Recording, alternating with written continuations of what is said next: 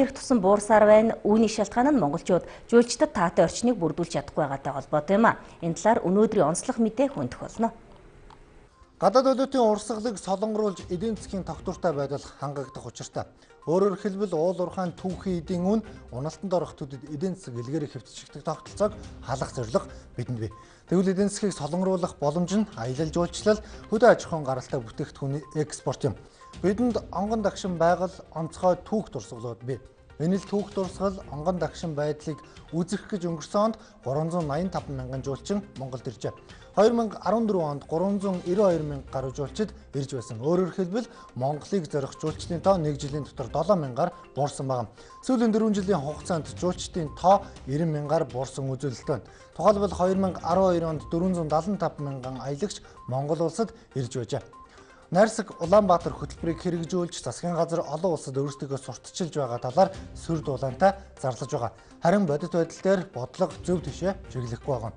Travelverse хэмээх аялал жуулчлалын сайтад гарсан судалгаагаар Монгол улс жуулчдын хамгийн их үзэн яддаг улсын нэг нь болж жагссан байна. Жуулчдад таагүй мэдрэмж төрүүлдэг, мөн шаардлагатай үед тусламж авахд хэлний асуудал тулгардаг. Өөрөөр хэлбэл бидэнд сайхан байгаль, сэтгэл хөдлөм түүх байна гэж ойлгохоос илүүтэйгээр жуулчдад таатай, тухтай нөхцөлийг бүрдүүлэх хэрэгтэй байна.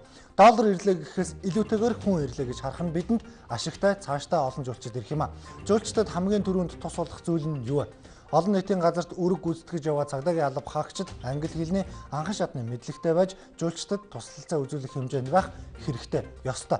Тэгвэл энэ чадвар эргүүлийн цагдаа нарт байна уу? Can you help me? Do you know where the main square is from here?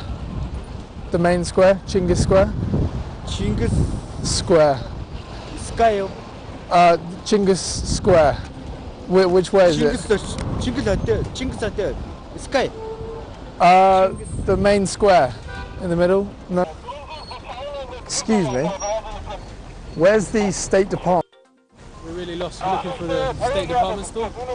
No. Okay. Right. Back now. Бодит байдал энэ.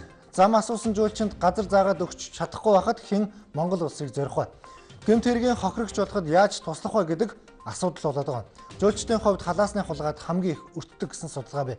Жуулчинд хэн нэгэн орчуулагчаар дамжуулалгүйгээр шууд харилцаа үүсгэж бие дааж аялах сонирхолтой болсныг салбарынхан хэлж байгаа. Монголд ирсэн 1233 жуулчны 40% нь гудамжны тэмдэглэгийг англи хэл дээр бичих, таксины жолооч үйлчилгээний ажилтнууд гадаад хэлээ илүү сайжруулах хэрэгтэй гэж зөвлөсөн байна.